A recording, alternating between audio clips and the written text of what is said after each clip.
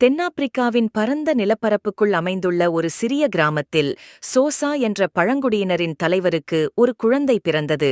அந்த குழந்தைதான் Nelson Mandela. கருப்பு காந்தி என அழைக்கப்பட்ட நெல்சன் மண்டேலா கருப்பின மக்களின் விடுதலைக்காக வாழ்நாள் முழுக்க போராடினார். கருப்பர் மற்றும் இந்தியர்களின் விடுதலைக்காக போராடிய மண்டேலா 27 வருடங்கள் 8 அடிக்கு 7 அடி அறையில் அடைக்கப்பட்டார். அவர் சிறையில் இருந்த நேரத்தை கல்வி கற்கவும் சட்டம் படிக்கவும் தனது அரசியல் அறிவை செம்மைப்படுத்தவும் பயன்படுத்தினார். மண்டேலா தனது 71 வயதில் சிறையில் இருந்து இறுதியாக விடுவிக்கப்பட்டார். அவரது விடுதலை தென்னாப்பிரிக்காவிற்கு மட்டுமல்ல, உலகிற்கும் ஒரு திருப்புமுனையாக அமைந்தது.